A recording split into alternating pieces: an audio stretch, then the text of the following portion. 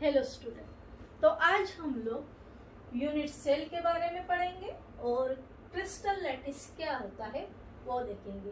पहले unit cell की definition देखेंगे। A unit cell is the smallest repeating structural unit of a crystalline solid। तो यहाँ से ये पता चल रहा है कि क्रिस्टलाइन सॉलिड कैसे बनता है। यूनिट सेल जो है, बहुत सारी यूनिट सेल मिलके एक क्रिस्टलाइन सॉलिड यहाँ बन रहा है। तो इसका जो बेसिक कंसेप्ट है वो पहले समझ लेंगे। ये जो क्रिस्टलाइन सॉलिड है या इन जनरल जो सॉलिड है वो एटम से बना हुआ रहता है। जैसे ऐसे मेरे पास सपोज 8 एटम्स है, तो यही 8 एटम्स अगर प्रॉपर वे में अरेंज हो गए, फॉर एग्जांपल अभी देखो ये जो एटम्स है, ऐसे 4 एटम्स मैंने नीचे अरेंज किए हैं, उसके ऊपर और 4 एटम्स रख दिए हैं, तो एक प्रॉपर टाइप का यहाँ शेप मिल रहा है। तो ये जो शेप है वो क्यूब है, तो एक क्यूबिक शेप मिल रहा है, तो इसे ही बोलते हैं यूनिट सेल। लेकिन अगर यूनिट सेल को प्रेजेंट करना है या दिखाना है, तो जैसे यहाँ शेप दिख रहा है वैसे शेप पहले ड्रॉ कर लेंगे। तो ये देखो, ये जो क्यूब दिख रहा था वो एक क्यूब का स्ट्रक्चर यहाँ ड्रॉ करेंगे, ठीक है। और इसके जितने भी कॉर्नर्स है, सपोज यहाँ इस तरह से पार्टिकल्स को अरेंज करेंगे।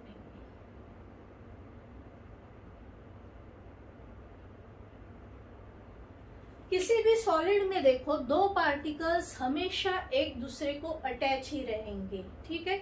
इस तरह से इतनी स्पेस नहीं रहेगी, क्योंकि ये क्रिस्टलाइन सॉलिड है, दो पार्टिकल्स के बीच का डिस्टेंस जो होता है वो शॉर्टेस्ट होता है। तो ये दो जो पार्टिकल्स है, कौन से भी दो पार्टिकल्स एक दूसरे के क्लोज कांटेक्ट में ही रहने वाले हैं। लेकिन अगर प्रेजेंट करना है या अगर समझने के लिए, ये जो है हर एक पार्टिकल का सेंटर जो है वो क्यूब में दिखाते हैं। जब भी अपन इसे ड्रॉ करते हैं तो ये जो है पार्टिकल, तो ये समझ लो कि ये पार्टिकल का वो सेंटर दिखाया गया है, ठीक है। तो ये सब एक्चुअल में अगर दिखाना है तो ये सब कॉर्नर पे जितने भी पार्टिकल्स प्रेजेंट है, तो ये पार्टिकल्स को जो है डिनोट कर रहा है। तो अभी देखो ये अकॉर्डिंग टू डेफिनेशन अगर देखेंगे तो जो भी क्रिस्टलाइन सॉलिड बन रहा है बाय रिपीटिंग स्ट्रक्चरल यूनिट, मतलब ये जो यूनिट सेल है वो रिपीट हो रही है। अभी जैसे देखो ये क्यूब अगर लिया है और ये क्यूब में बहुत सारी ऐसी यूनिट सेल्स प्रेजेंट है, ठीक है। ये एक क्यूब है, ये एक क्यूब है, ये एक क्यूब है, ऊपर की एक लेयर, मिडल की एक लेयर, एक नीचे की जो लेयर है। तो ये एक सिंगल क्यूब जो है या एक यूनिट सेल जो है बार बार रिपीट हो रही है। ये डायरेक्शन से इसे ये यूनिट सेल अटैच है, ठीक है, ये डायरेक्शन से दूसरी एक यूनिट सेल अटैच है। तो इसी तरह जो भी स्ट्रक्चर बन रहा है उसे लैटिस बोलते हैं। तो जो सेकेंड डेफिनेशन है क्रिस्टल लैटिस की, तो क्रिस्टल लैटिस यानी क्या कि ये जो रिपीटिंग यूनिट है, मतलब जो यूनिट सेल्स है वो बार बार रिपीट होके जो भी स्ट्रक्चर बन रहा है, that is the crystal lattice. तो अगर क्रिस्टल लैटिस को अगर डिफाइन करते हैं तो it is a regular arrangement of the constituent particle, atoms, ions or molecules of a crystalline solid in 3-dimensional space। तो यहाँ अभी ये डायग्राम में देखो, ये जो स्ट्रक्चर है वो NaCl का है, यहाँ Na+ आयन है, ठीक है, वो पॉजिटिवली चार्ज है तो उसका साइज कम रहेगा। ये जो है Cl- अनायन निगेटिवली चार्ज है, इलेक्ट्रॉन एक्सेप्ट करता है, तो इसीलिए उसका साइज जो है वो बड़ा रहेगा। तो इस तरह से कटायन अनायन करके ये पूरा एक लैटिस बन गया है, जिसे अपन बोलेंगे क्रिस्टल लैटिस। तो इसमें देखो 4 यूनिट सेल जो है, ये फर्स्ट 1 2 3 एंड 4 यूनिट सेल ऊपर अरेंज है, और यहाँ 1 2 3 4 यूनिट सेल ऐसे नीचे अरेंज है। तो टोटल यहाँ 8 यूनिट सेल दिखाई गई है। तो ठीक है, अभी क्रिस्टल लैटिस को डिफाइन कैसे करते हैं। It is a regular arrangement of the constituent particle, atoms, ions और molecules of a crystalline solid in 3 dimensional space.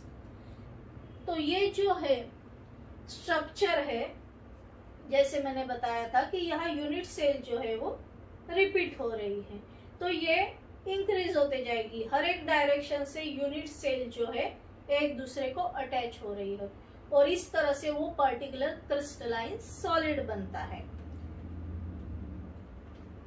ठीक है, तो क्रिस्टल लैटिस की जो डेफिनेशन है वो आप लोगों को समझ में आ गई होगी। थर्ड, लैटिस पॉइंट किसे बोलते हैं। Each point in a lattice is called lattice point. देखो ये जो है ये आयन है, ठीक है, ये स्ट्रक्चर में Na+Cl-। तो ये जो आयंस है, मतलब कॉर्नर पे जितने भी पार्टिकल्स प्रेजेंट है वो सबको बोलते हैं लैटिस पॉइंट। ठीक है, अभी जो क्यूब ड्रॉ किया है उसके कुछ डिनोशंस है। जैसे ये जो लेंथ है इसे ए करके डिनोट किया जाता है, और ये जो है इसे बी करके डिनोट करेंगे, और ये जो लेंथ है उसे सी करके डिनोट करेंगे। ठीक है, ये जो ए है, ठीक है, यहाँ से यहाँ का डिस्टेंस ए है, वैसे ही सेम ये डिस्टेंस रहेगा, यहाँ से यहाँ तक का डिस्टेंस जो है वो भी 8 है। ठीक है, ये जो बी है, यहाँ से यहाँ का भी डिस्टेंस अगर मेजर करते हैं तो वो भी बी ही रहेगा, और ये जो सी है, यहाँ से यहाँ तक का डिस्टेंस वो जो है वो सी है। तो कभी a is equal to B is equal to C रहेगा, कभी किसी क्यूब में a is equal to B not equal to C. तो ये अलग अलग टाइप के क्यूबिक यूनिट सेल रहते हैं जो अपन बाद में स्टडी करेंगे। तो पहले ये बेसिक क्यूबिक यूनिट सेल है।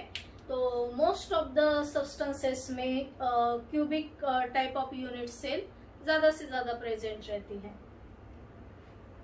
तो ये जो है यहाँ से अगर एक एक्सिस ड्रॉ करते हैं, एक यहाँ से एक एक्सिस ड्रॉ करेंगे, इसे एक्स एक्सिस बोलेंगे। यहाँ से सपोज एक एक्सिस ड्रॉ की तो इसे वाई एक्सिस बोलेंगे, और ये जो एज है इसे अगर एनलार्ज किया, यहाँ से एक एक्सिस ड्रॉ की तो इसे जेड एक्सिस बोलेंगे।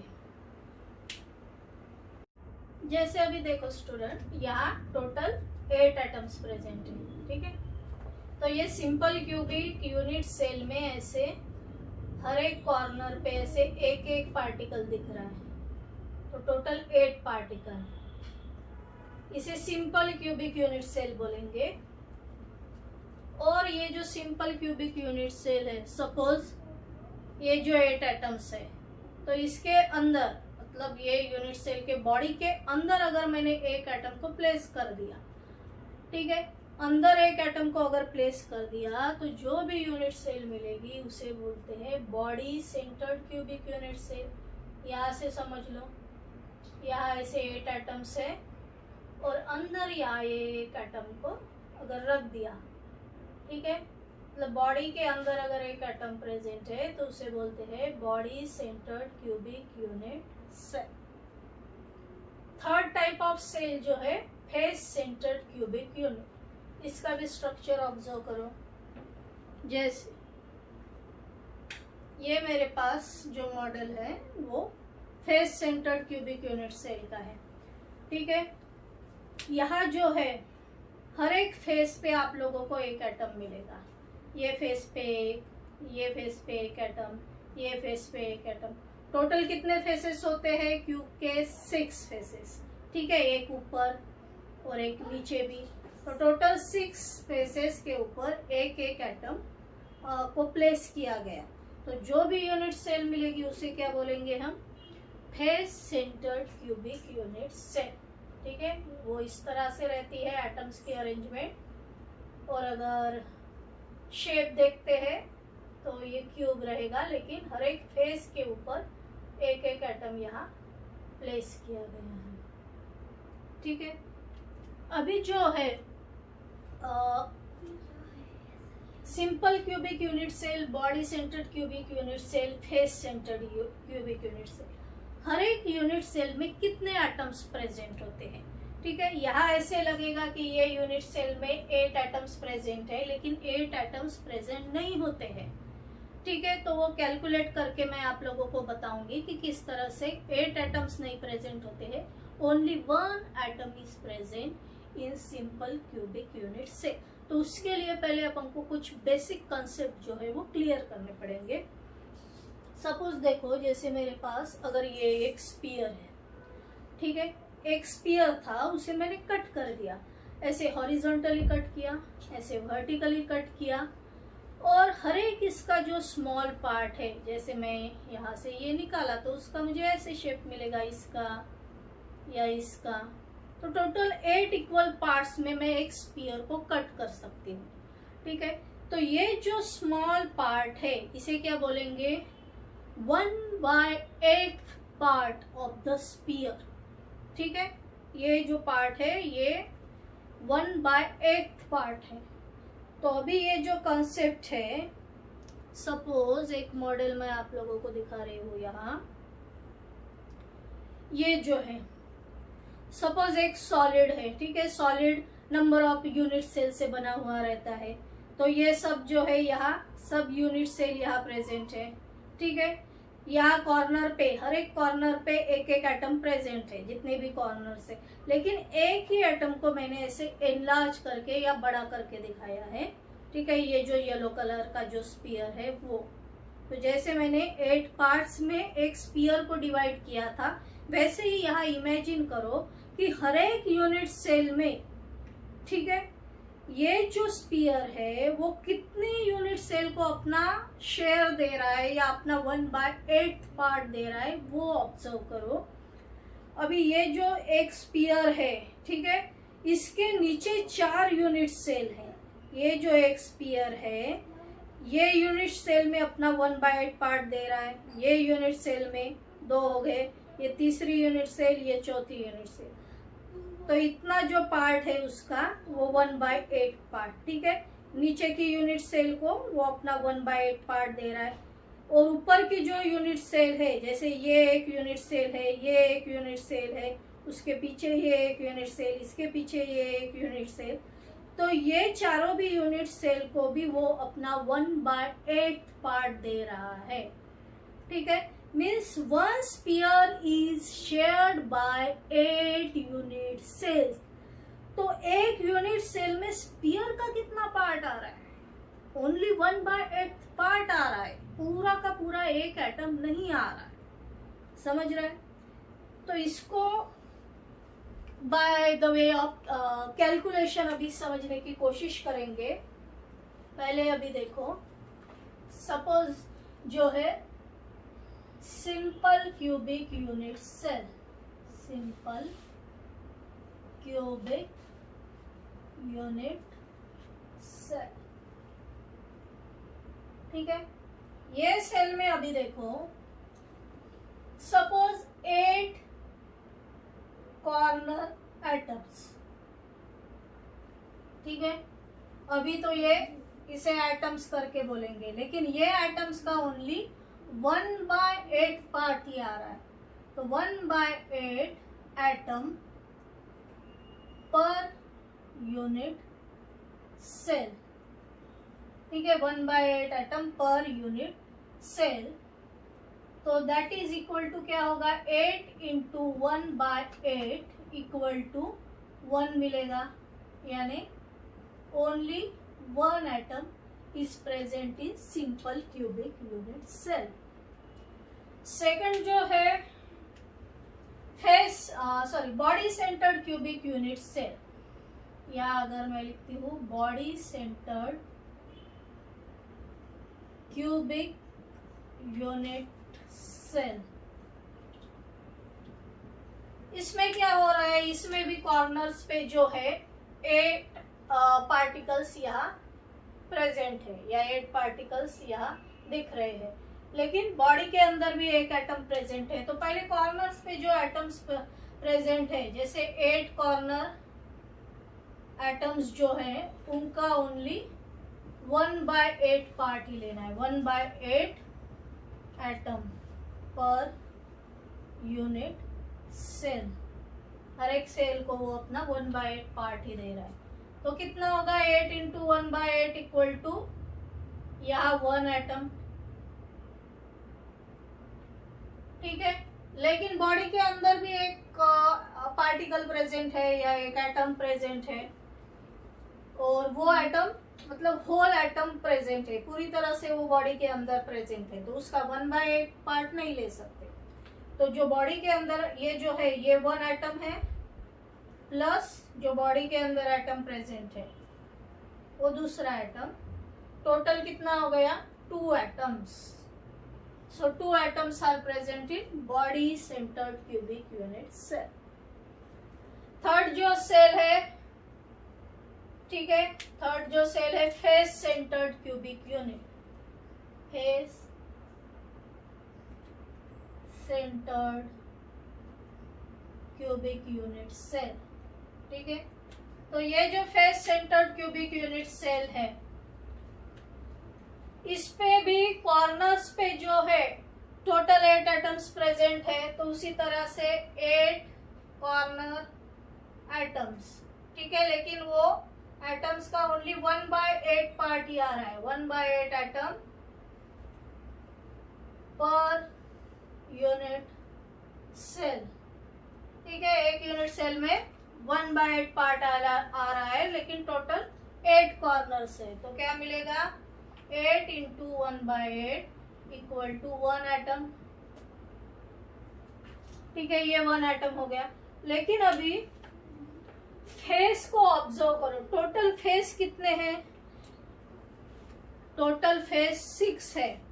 ठीक है, तो जैसे यहाँ देखो कि ये जो एटम प्रेजेंट है, यहाँ भी एक यूनिट सेल रहेगी, ऊपर एक यूनिट सेल, ये साइड में एक यूनिट सेल, ऐसे यूनिट सेल जो है यूनिट सेल रिपीट होते होते वो पर्टिकुलर क्रिस्टलाइन सॉलिड बनता है। तो ये जो यहाँ का एटम प्रेजेंट है, यहाँ अगर यूनिट सेल है, इसे ज्वाइन करके इसके एडजेसेंट अगर यूनिट सेल है, तो ये स्फीयर का हाफ पार्ट ये यूनिट सेल में रहेगा, लेकिन हाफ पार्ट जो है वो दूसरी यूनिट सेल में जाएगा। ठीक है, मतलब एक ही एटम दोनों भी यूनिट सेल में अपना हाफ पार्ट दे रहा है। तो टोटल फेसेस जो है वो 6 है, इसीलिए ये जो 6 एटम्स प्रेजेंट है, तो ये जो 6 एटम्स प्रेजेंट है, तो उसे किस तरह से लिखेंगे, अभी देखो, नंबर ऑफ फेसेस, कितने फेसेस है, 6। ठीक है, या इक्वल टू लिखो, 6 फेसेस पे 6 एटम्स प्रेजेंट रहेंगे। तो अभी ये जो कैलकुलेट करेंगे, तो हाफ पार्ट ही वो पर्टिकुलर पार्टिकल का एक यूनिट सेल में आ रहा है, तो half into total number of faces है 6, तो यहाँ कैलकुलेट करके मिलेंगे 3 या 3 एटम्स जिसे बोल सकते हैं।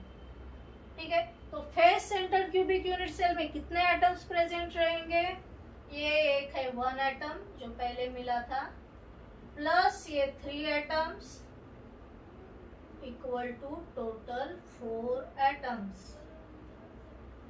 ठीक है, तो simple cubic unit cell, simple cubic unit cell में एक एटम प्रेजेंट है, बॉडी सेंटर्ड क्यूबिक सेल में 2 एटम्स प्रेजेंट है, face centred cubic unit cell में टोटल 4 एटम्स प्रेजेंट है।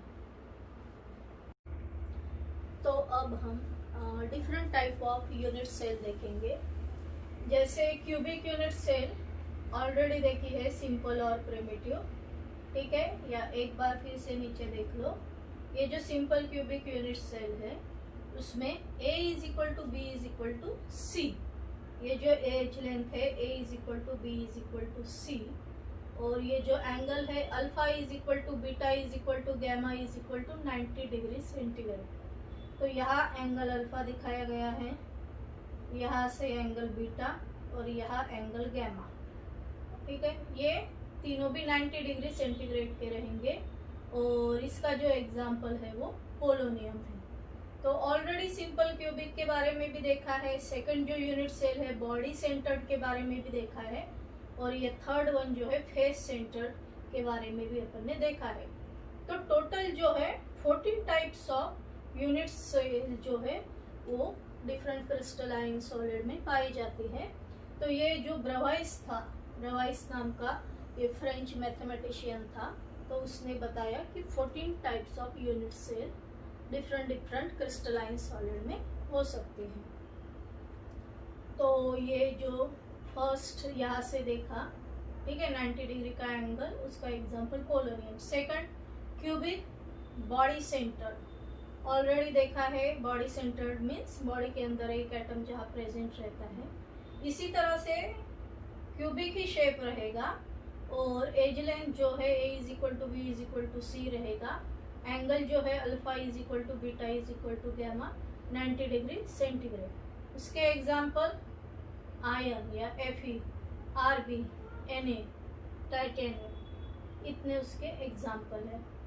थर्ड वन क्यूबिक, ठीक है, फेस सेंटर्ड, उसके बारे में भी देखा है अपन ने, face centred cubic unit cell. ठीक है, उसमें भी A is equal to B is equal to C, alpha is equal to alpha is equal to beta is equal to gamma is equal to 90 degree. Angle जो है वो 90 degree का रहेगा। Example जो है कॉपर, एल्यूमिनियम, निकल, ठीक है, Au यानी गोल्ड, Ag यानी सिल्वर। देन फोर्थ टाइप जो है टेट्रागोनल। पहले समझ लो कि टेट्रागोनल यूनिट सेल का शेप कैसे होता है। ठीक है, ये जो है टेट्रागोनल क्यूबिक यूनिट सेल में क्या होता है, ABC, ये जो एज लेंथ है A और B सेम रहेगा, लेकिन C जो है, C की लेंथ जो है वो ज्यादा रहेगी। ठीक है, तो यहाँ लिखा भी है जैसे टेट्रागोनल प्रिमिटिव। ठीक है, सिंपल एक टेट्रागोनल अगर यूनिट सेल लेते हैं तो वहाँ A is equal to B रहेगा, लेकिन does not equal to C। और एंगल, तीनों भी एंगल 90 डिग्री सेंटीग्रेड के रहेंगे।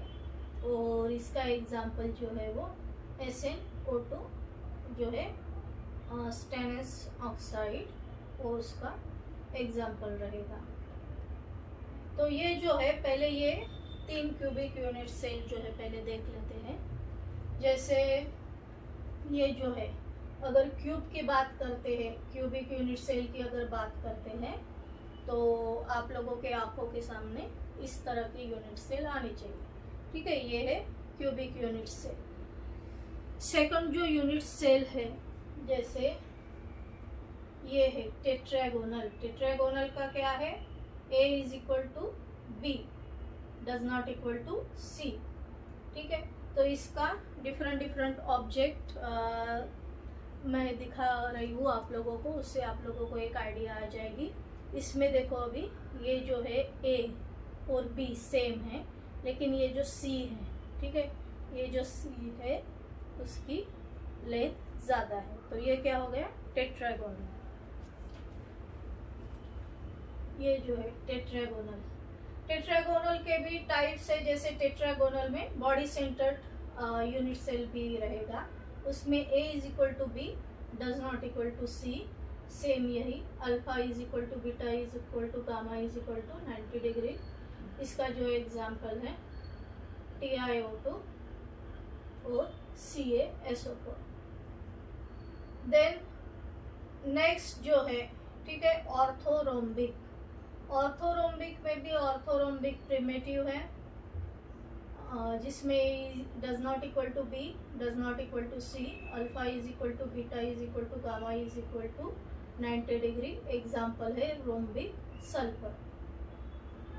ठीक है, ऑर्थोरोम्बिक में फिर बॉडी सेंटर्ड जो है वहाँ सेम ही रहेगा, A does not equal to B, does not equal to C, alpha is equal to beta is equal to gamma is equal to 90 degree. Example जो है वो KNO3 का ये एग्जाम्पल है। तो ये ऑर्थोरोम्बिक में क्या हो रहा है कि तीनों की जो एज लेंथ है वो मैच नहीं करेगी। एंगल 90 डिग्री सेंटीग्रेड का रहेगा, लेकिन तीनों भी जो लेंथ है वो डिफरेंट रहेगी। जैसे एक ये मैं आप लोगों को दिखा रही हूँ, यहाँ देखो, ये जो है ये लेंथ और ये लेंथ तीनों भी डिफरेंट है, ठीक है। अगर ये A है, अगर ये B है, अगर ये C है, तो तीनों भी ये जो है डिफरेंट है। तो ये जो एग्जाम्पल है वो हो जाएगा ऑर्थोरोम्बिक का। यहाँ तक देखा ऑर्थोरोम्बिक बॉडी सेंटर्ड, वैसे ही ऑर्थोरोम्बिक फेस सेंटर्ड, तीनों भी साइड्स इक्वल नहीं है, एंगल 90 डिग्री का रहेगा, लेकिन एग्जाम्पल है BaSO4, ठीक है। उसी तरह से orthorhombic end centred unit cell भी रहेगी, सेम उसमें तीनों भी साइड अनइक्वल है, लेकिन एंगल जो है वो 90 डिग्री सेंटीग्रेड का रहेगा। Example MgSO4 7H2O। Then monoclinic जो है मोनोक्लिनिक प्रिमिटिव, उसमें साइड्स जो है अनइक्वल है, ठीक है। ये जो मोनोक्लिनिक है साइड्स अनइक्वल है, और alpha is equal to gamma is equal to 90 degree but beta does not equal to 90 degree. Example है मोनोक्लिनिक सल्फर, ठीक है। वैसे ही ये मोनोक्लिनिक एंड सेंटर्ड है, उसमें भी साइड्स अनइक्वल है, alpha is equal to gamma is equal to 90 degree. एक एंगल जो है वो 90 डिग्री का नहीं रहेगा, दूसरा कौन सा भी यहाँ जो है एंगल हो सकता है, लेकिन वो 90 डिग्री का नहीं रहेगा। Example Na2SO4 10H2। और ये है ट्राइक्लिनिक प्रिमिटिव, इसमें A does not equal to B does not equal to C। तो यहाँ नीचे देखो ये जो ट्राइक्लिनिक है, तीनों भी साइड्स अनइक्वल रहेंगी, जैसे ऑर्थोरोम्बिक में रहता है, ठीक है, वैसे ही इसमें रहता है। वैसे ही monoclinic, primitive, monoclinic, end centred, triclinic, primitive, ये तीनों में भी क्या कॉमन है, जो तीनों भी एज लेंथ है A is equal to B is equal to C, ठीक है, वो इक्वल नहीं रहेगी। और angle alpha is equal to beta is equal to gamma किस में रहेगा, alpha is equal to beta is equal to gamma जो है वो इक्वल ऑर्थोरोम्बिक में ही रहते हैं, लेकिन यहाँ मोनोक्लिनिक में क्या रहेगा, alpha is equal to gamma is equal to 90 degree, और बीटा जो है does not equal to 90 degree. और यहाँ भी मोनोक्लिनिक जो है एंड सेंटर में beta does not equal to 90 degree. और यहाँ जो है ट्राइक्लिनिक में देखो, alpha is equal to beta is equal to gamma is equal to and does not equal to 90 degree. ये तीनों भी एंगल जो है ट्राइक्लिनिक में 90 डिग्री के नहीं रहेंगे। एक तो एज लेंथ भी सेम नहीं है और तीनों भी एंगल भी डिफरेंट रहेंगे। एग्जाम्पल K2Cr2O7 H3BO3, ठीक है। देन 13 देखो हेक्सागोनल प्रिमिटिव, इसमें A is equal to B, ठीक है, does not equal to C। ये नीचे यहाँ डायग्राम देखो हेक्सागोनल की, ठीक है, उसमें क्या हो रहा है, A is equal to B does not equal to C। Angle जो है alpha is equal to beta is equal to 90 degree, gamma is equal to 120 degree. Example ZNO, BeO and COS। तो इसका जो है हेक्सागोनल अगर unit cell होती है तो उसका मैं आप लोगों को एक स्ट्रक्चर का आइडिया देती हूँ। अगर सपोज ये है, ठीक है, ये देखो हेक्सागोनल टाइप ऑफ, यहाँ से जो है देखेंगे ये एंगल 90 डिग्री का रहेगा, यहाँ से ये एंगल 90 डिग्री का रहेगा, ठीक है। अल्फा और बीटा 90 डिग्री के रहेंगे, लेकिन जो गामा है यहाँ से वो देखते हैं यहाँ से ऐसे, ठीक है, यहाँ से ऐसे ये जो एंगल बना रहा है वो एंगल जो है, ठीक है, ये जो एंगल बना रहा है वो एंगल रहेगा 120 डिग्री का। फिर से यहाँ देख लो, hexagonal pyramid A is equal to B does not equal to C. ठीक है, लेंथ का भी आप लोग देख लो, A is equal to B. ठीक है, ये जो लेंथ है, ये सी जो है, सी लेंथ जो है वो अनइक्वल है। A is equal to B does not equal to C, alpha beta equal to 90 degree, लेकिन ये जो गामा है, ठीक है, गामा एंगल कितना है 120 डिग्री। एग्जाम्पल इसके ZNO, BO and COS। Last की जो यूनिट सेल है रोम्बोहेड्रल प्रिमिटिव, उसमें A is equal to B is equal to C. नीचे देखो A B C तीनों की लेंथ इक्वल है। Alpha is equal to beta is equal to gamma does not equal to 90 degree, लेकिन तीनों भी जो एंगल यहाँ फॉर्म होंगे तो वो 90 डिग्री के नहीं रहेंगे। Example calcite NaNO3 FeCO3। ठीक है।